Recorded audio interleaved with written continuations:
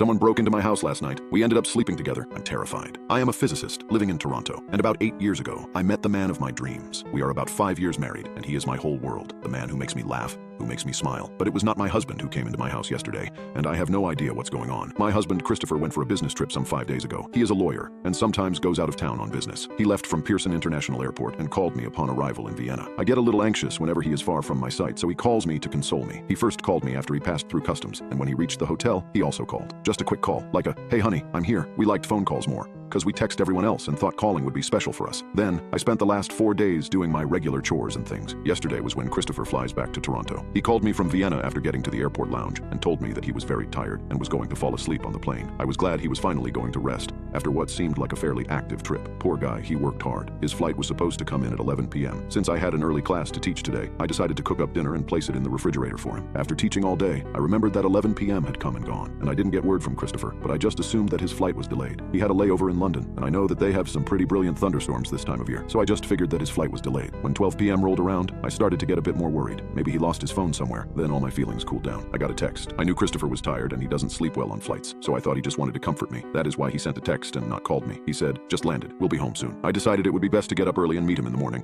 so I went to the bathroom, took my contacts out, and went to sleep. I don't know how long it was after I got that text, but boy was I out. A few hours later, I heard the latch click. I heard Chris's usual heavy footsteps coming up the stairs. He went to the bathroom and did what he usually does, but he left the water running, and I thought that was kind of weird. Normally, he would never forget to close the tap, just to save literally each drop of water from getting unnecessarily wasted. Not because of the bills, but since he really cares about the environment a lot lately. Half asleep, but wanted to see him before falling asleep totally. He walked into the room, and something felt different. Nothing alarmed me, but something was off. I wear contacts, typically, since my eyesight is bad, and my glasses weren't next to the bed, so the view was a little fuzzy. I rolled over, and his top lip looked swollen, like he'd been kissed by a bee. I could see far more gum and teeth than usual, and he was wearing a very wide smile, as though he'd missed me and was happy to see me. I said, "Babe, are you okay? What's going on with your lip?" He immediately told me not to worry. It was just dry from the plane. I agreed, and in my half-asleep manner, dozed off. So 2 hours later, I rolled over and Chris was facing his back towards me. Whatever. Nothing weird. That's when I put my arm around him. He felt thicker. That's the only way to say it. I know what my man feels like, and he just felt like a thicker, wider version of him. I was starting to feel more uneasy at this point. Still not really awake, though. I just thought it was nothing. This morning, I woke up and Christopher was gone. His suitcase was still there. He had changed his clothes, but he was gone. I called him, no answer, but he quickly texted back from the gym and said, "Love you. We'll be home after you leave." That, I thought, was good. Maybe he could lose some of this extra weight I felt on him last night, and so I chuckled to myself. A part of me still felt that something was off. I know he turned off the capital letters on his phone. Perhaps he lost his phone and got a new phone. I was going about my day, getting closer to leaving,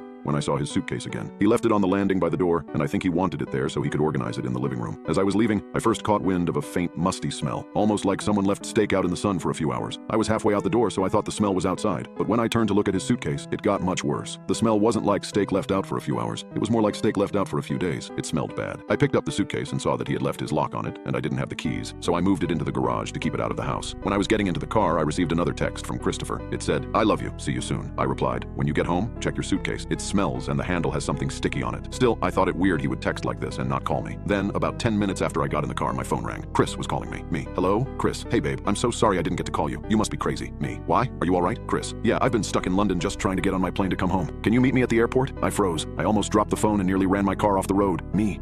What? What do you mean you're still in London? Is this some kind of joke? That isn't funny, Christopher. You came home last night. I saw you and I spoke with you. Chris, listen. He put his phone on speaker, and I hear a woman with a strong English accent say, "And gentlemen, this is the final boarding call for flight BA203 to Toronto." I turned off the car and didn't say a word. What's going on? Who did I sleep next to? Me. Christopher. I'm home. I'm scared and I need to see you. Call me when you get to the airport, Chris. He laughed. "Okay, babe. Calm down. I'll be home soon. I should arrive by 9 p.m. He laughed because he thought my worry was getting to me. I did not want to make him anxious about what happened last night in the texts or who I talked to on the phone earlier. I'm going to work now. I am not going back to that house. I will go to the airport as soon as I can to meet Christopher. If it really is Christopher, I don't know what is happening anymore. I am a physicist, a man of science, and none of this makes sense to me. I haven't been really scared like this since I was a child. What's going on? Update. Last text from Chris. I'm waiting home for you.